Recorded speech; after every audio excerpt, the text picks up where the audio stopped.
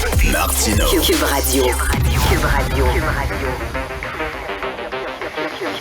Cube Radio. En direct à LCN. 8h45, on trouve Richard Martineau à Cube Radio. D'abord et avant tout, Richard, t'es dans le noir présentement, voilà, là on te voit. Est-ce que t'as retrouvé l'électricité? Avec pas d'électricité. Encore? Tu connais le groupe avec pas de casque, alors avec pas d'électricité. Puis là, je suis à bout. Je suis à bout, OK, là? Et là, vraiment, je suis pas du monde à la maison. Et là, ma blonde me dit... T'es pas plus du monde avec nous, Marc? Elle dit, écoute, pense aux Ukrainiens, là. Puis c'est vrai, là, tu sais, ces gens-là, ce qu'ils vivent, là, pas d'eau courante, puis pas d'électricité, puis la guerre, puis le froid, puis tout ça. Puis nous autres, ça fait 2 jours, puis on se plaint, tu sais. Puis pense aux Ukrainiens. J'ai beau penser aux Ukrainiens, ça aide pas ma situation, que ça fait 2 jours, j'ai pas d'électricité, tu sais. Mais on le rappelle, avec un poêle au gaz et un foyer au gaz, quand même, t'es pas le plus mal pris, là. Non, je suis pas le plus mal pris, mais écoute, là, vraiment, là, il y a beaucoup de gens, et là, on se demande quand on va pouvoir récupérer l'électricité, là, retrouver notre électricité. Et bien sûr, la question se pose, hein, Mario t'en parlait tantôt, il écrit là-dessus dans le Journal de Montréal, est-ce qu'on devrait peut-être penser à enfouir les fils?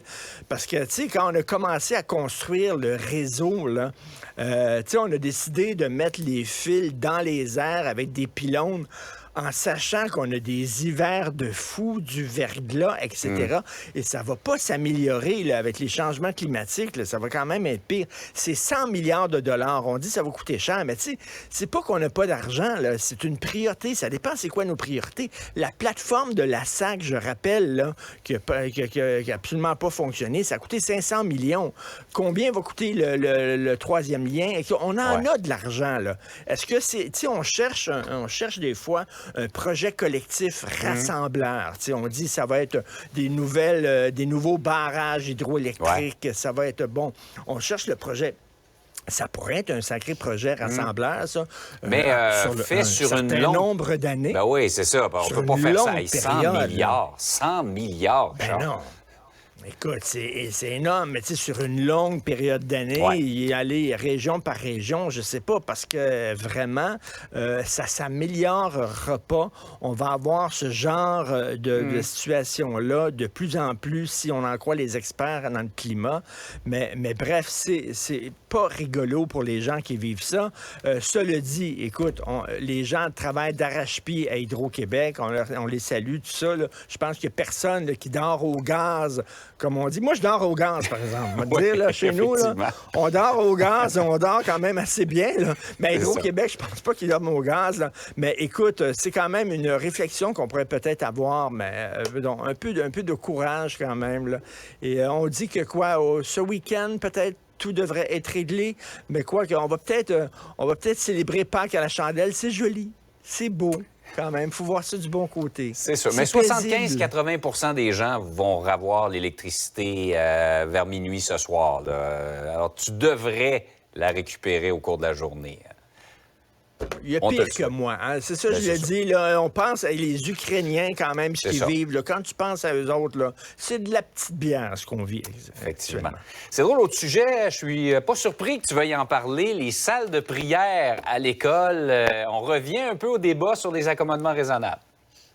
Écoute, on s'en sort pas, ce débat-là. Il revient régulièrement. Et là, M. Drainville, le ministre Drainville, dit les écoles, ce n'est pas un lieu de culte. Et mon collègue ici, humoriste à Cube Radio, Jean-Denis Scott, dit ce matin, c'est vrai que c'est pas un lieu de culte, c'est un lieu d'inculte, si on se fie aux résultats scolaires de certains.